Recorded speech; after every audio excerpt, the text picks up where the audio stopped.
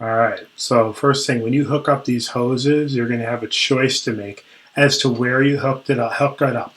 The first time when I saw you do it the other day, you were hooking it up to the sidewall. It's hard to see, but there's a little circle there. You know, the thing you unscrew, that sidewall suction. That's where you were hooking it up to. I've never had any luck with that. Okay, so I don't. But I have two skimmers just like you. I have skimmer 1 and skimmer 2.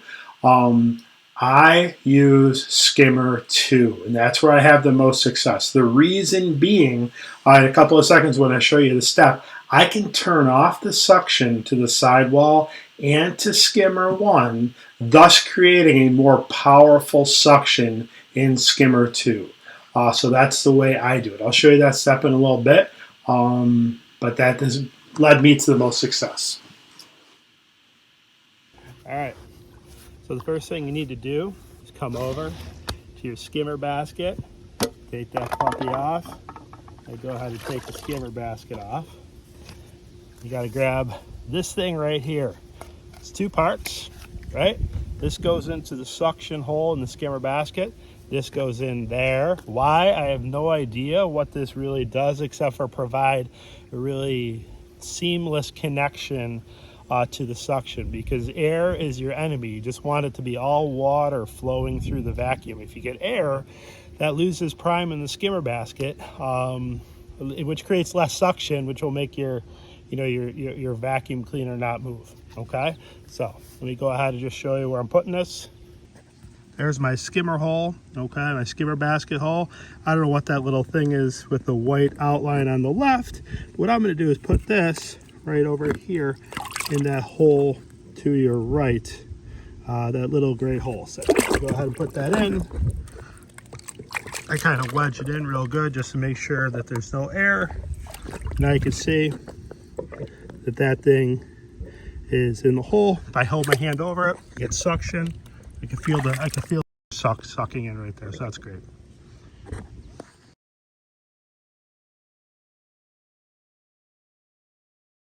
All right, so the next thing I got to do is put the vacuum hose head and the vacuum, that vacuum tube into the pool. I'm not hooking anything up at all.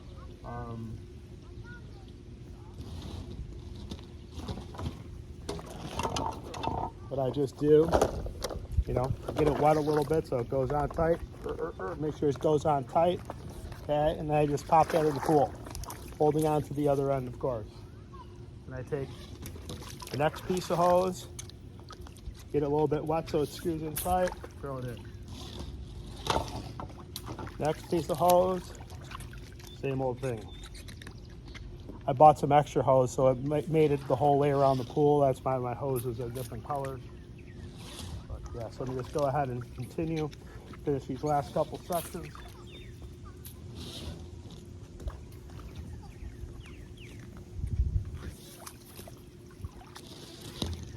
Boom. All right, so I got my suction head in the pool. Okay, I've got all my hose in the pool as well. Now it's very important, you don't hook this up in the skimmer basket yet. You gotta wait and do one more thing, because like I said, you can't have air in the hose. So you've got to put this up to a return and let water flow into the, all throughout the tube, hit the end of that vacuum hose head, whatever the thing is called, the C word, I don't know what it is. It's the barracuda, I think it's called. So when the water goes all the way through, that barracuda will lift up to the surface because all the air is getting out of it, and then it'll settle back down. Once you settle it back down, then you're ready to take this back over to the hose. But let me show you that step. All right, so there's a return. Here's the hose. So water is coming back into the pool out of this hole. So I just go and I hook it up there, and then I watch that barracuda head. See how it's raising up to the surface? Can you see that? Yay, raising up to the surface. Giddy up, now it'll sink back down. As soon as all the air's out of that hose. Oh, see you later, alligator. It's going down. All right, and then what I have to do is I just have to make sure I do not let air into this hose. So I'm gonna take my hand, I'm gonna cup it, and I'm just going to bring it out of the pool like that. That will create that suction. Keep it.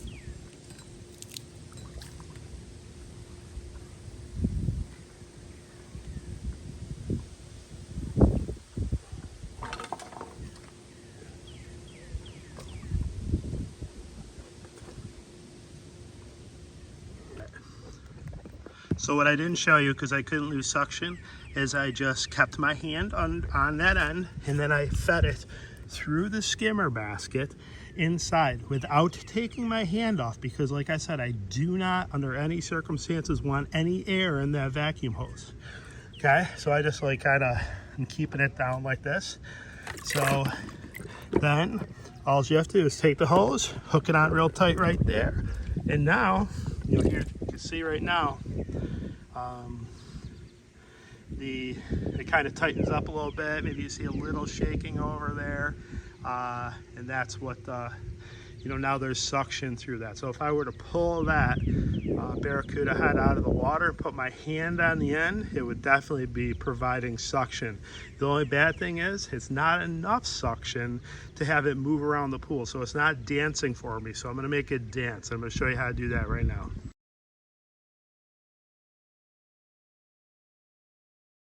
All right, so now I'm over at my pool mechanicals, right?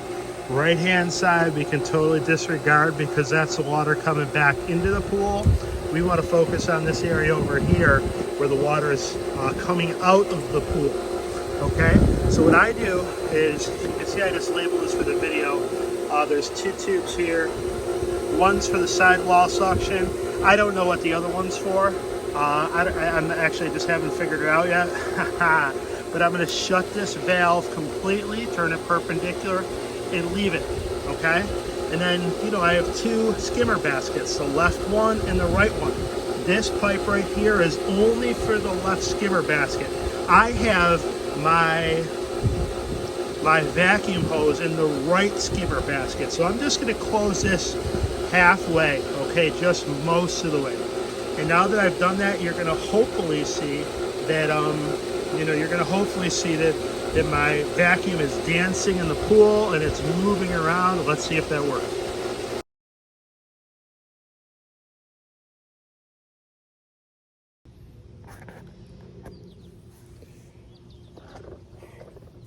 All right, Max, it's actually 48 hours later.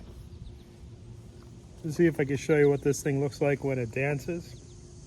I threw it across the lawn about 2 weeks ago, broke apart, had to take it all apart, realized that this diaphragm inside had a tear in it, which was unrelated to the throwing motion. That was a pre-existing condition. But that is a good lesson about these things. Every once in a while, it won't work, and you'll have to kind of figure out why. Sometimes you'll get like a little rock or stick stuck in there, and it'll keep it from dancing, but you can take this apart and figure out what the problem is, and all these pieces are replaceable. So it's like for cheap on Amazon, right? Don't go to the stupid pool store. So yeah, let me see if I can't show you it dancing. All right, as you can see, she's really shaking. She's really moving. Actually, I've never seen that pool water shake that much. I actually am going to open up that one valve a little bit more because I think maybe this new diaphragm I bought maybe fixed some issues I didn't know I had. The only other thing that I could tell you is that every once in a while, it won't do what she's supposed to do. She'll get stuck underneath the ladder because she's an asshole, and I'll have to move her just undo that. So we'll get stuck, so just kind of keep an eye on it loosely, you know what I mean, every couple hours. But I've left this thing in the pool for days without even paying attention to it, so I guess that probably doesn't even matter. But all right, remember, if you ever need any help, if you need me to come over, check something out, more than willing to do so. Just give me a holler.